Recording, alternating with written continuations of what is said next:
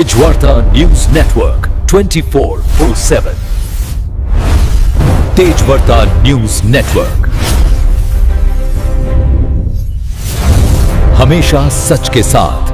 एक तर कृषी विभागाच्या मुख्यमंत्री कापूस सोयाबीन या योजनेमध्ये शेतकऱ्यांसाठी शेतकऱ्यांचं उत्पादन वाढावं यासाठी वेगवेगळे फर्टिलायझर्स घेणं, शेतकऱ्यांचं श्रम कमी व्हावं यासाठी वेगवेगळे अवजारे घेणं, याच्या संबंधित कृषी विभागाने खरेदी केली।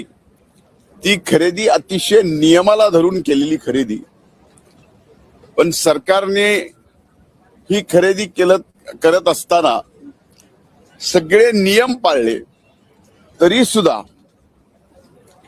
मागच्या वर्षी आपण पाहिलं असेल, म्हणजे आपणच जास्त पाहिलंय त्यामुळं आपल्याला काही वेगळं सांगायची गरज नाही की त्या विषयावरती एवढं रान पेटवलं, हायकोर्टामध्ये गेले। हा स्कॅम किती मोठा आहे हे हायकोर्टामध्ये खोटे पुरावे देऊन त्यांनी दाखल केलं, पण हायकोर्टाने सुद्धा माननीय हायकोर्टाने याबाबत स्पष्ट सांगितलं की खोटे पुरावे देऊन हे प्रकरण तुम्ही स्कॅम म्हणून कोर्टात आणताय, त्यासाठी तो निर्णयही आमच्या बाजूने दिला आणि हायकोर्टाने त्यांना 1 लाख रुपयाचा दंडही त्या ठिकाणी केला। त्याच्यावरती ते थांबले नाहीत। आता त्यांना खर तर हे षडयंत्राचा काळ आहे। आता या षडयंत्रामध्ये आम्ही होतो, आमच्या विरोधात आता जे षडयंत्र करणार आहेत ते एका बाजूला होते। आता या षडयंत्राच्या काळात त्यांनी तिथं थांबले नाहीत तर लोक आयुक्ताकडे हे प्रकरण आणलं आणि माननीय लोक आयुक्तांनी परवा दिवशी निकाल दिला की या प्रकरणात कसलाही घोटाळा नाही, हे अतिशय नियमाला धरून झालेली खरेदी आहे। म्हणून ज्यांनी अशा पद्धतीनं षडयंत्र करून माझ्यासारख्याचं अतिशय खडतर आणि संघर्षातून इथपर्यंत आलेलं एक कार्यकर्ता म्हणून अस्तित्व संपवायचा जे काही प्रयत्न चालू होता तो या ठिकाणी माननीय उच्च न्यायालयाने आणि माननीय लोक आयुक्तांनी या ठिकाणी दिलेल्या निकालामुळं खरंचे खरं खोटंचे खोटं आज महाराष्ट्राच्या जनतेच्या समोर आलंय, आपल्या सुद्धा समोर आलंय। मी माननीय उच्च न्यायालयाचे, माननीय लोक आयुक्तांचे या ठिकाणी मनापासून आभार व्यक्त करतो आणि शेवटी सत्य हे जिंकत असतं हे पुन्हा एकदा न्याय व्यवस्थेने न्याय देऊन या ठिकाणी दाखवून दिला। आता त्यांनी जे आरोप केलेले आहेत आजपर्यंत त्यांच्या पूर्ण जीवनामध्ये मग माननीय खडसे साहेबांवर केले असतील, माननीय अजितदादांवर केली असतील, माननीय तटकरे साहेबांवर केली असतील, माझ्यावर केली असतील किंवा आणखीन अनेक जणांवर, आपणच सांगा की त्यांनी केलेला एक तरी आरोप या राज्याच्या किंवा सर्वोच्च न्यायालयामध्ये एक तरी आरोप त्यांचा खरा ठरलाय का? आता तर आरोप करायचे, जे आरोप केले त्याचे खोटे पुरावे द्यायचे। आता हे जर कोर्टात लक्षात येत असेल तर समजून घ्या की माझ्या बाबतीमध्ये किती मोठं षडयंत्र होतं। आजही या ठिकाणी षडयंत्र चालूच आहे।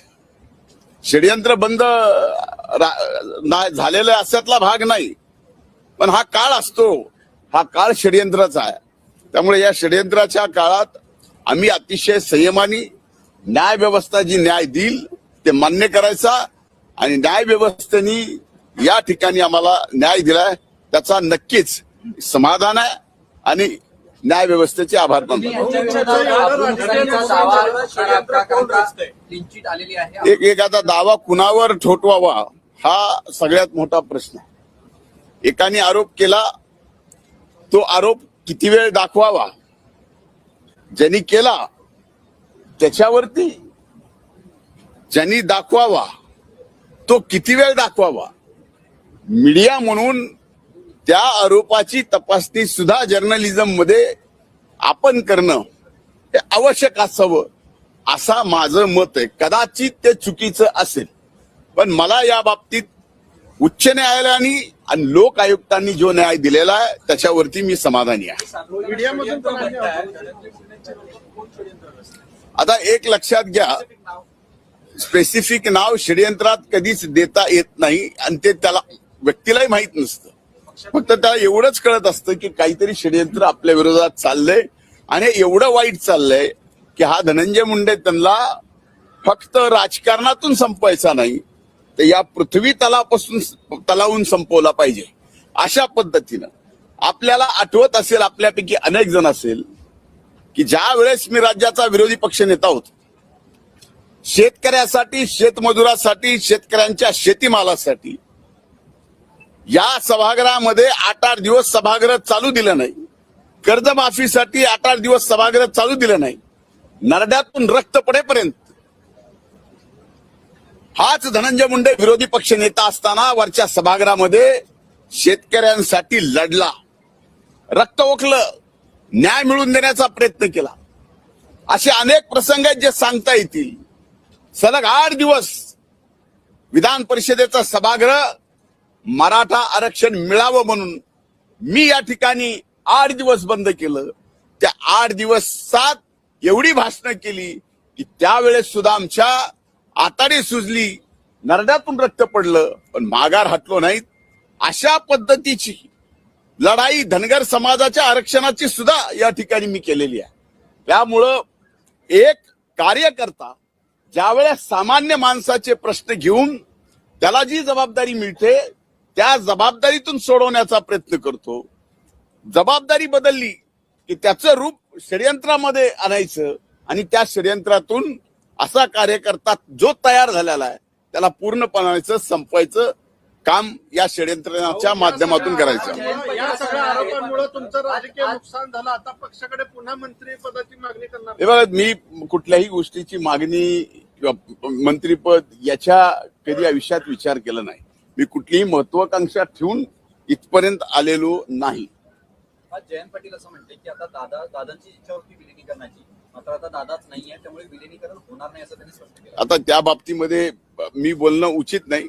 आमचे मान्यवर नेते बोलतील. दादांच्या अपघातासंदर्भात आज पुन्हा एकदा रोहित पवारांनी एक आरोप केलाय की दादांच्या निधनामुळे अपघात होण्यापूर्वी बारामतीच्या विमानतळाची रेगी करण्यात आली आणि त्यानंतर कुठेतरी मला हे कसं करतात माहित नाही आणि या सगळंच ते जे बोलतायत त्याची दखल बाकी सर्व व्यवस्थेने घ्यावी. आता याच्या पलीकडे काय बोलू शकत नाही. रोहित पवार हे आहे का, तथ्य आहे का, एवढे मुद्दे ते मांडतात? या सगळ्या गोष्टीमध्ये ते जे मांडतायत किंवा इतर जे मांडत नाही, आता जे इतर आहेत जे मांडत नाही त्यांना अनुभव जास्त आहे. म्हणजे काल उठून या ठिकाणी या विषयावरती मांडतायत, जे परवा दिवशी दादांच्या बाबतीत काहीतरी वेगळं बोलत होते. हा सगळा संभ्रम आहे. त्यामुळे मी यावर बोलणं उचित नाही असं मी समजतो. हिंदी में जानना चाहेंगे आपको क्लीन चिट दी गई, वेगवेगळ्या पद्धतीचे दावे आणि काही गोष्टी समोर आणतायत, आरोप करतायत. तुमचं किती या गोष्टींवरती विश्वास आहे किंवा या गोष्टींना काही तुमचा विश्वास आहे का रोहित पवार म्हणतायत त्याच्यावर? मला या बाबतीत काही बोलायचं नाही. विश्वास अविश्वास हे बाकी जशा गोष्टी समोर आल्या ना तशा याबाबतच्या सुद्धा समोर येणार आहे. खरं कोण मांडत होतं, खरं कोण भांडत होतं आणि नेमकं त्याला खरं का खोटं काय पाहिजे होतं. थँक्यू.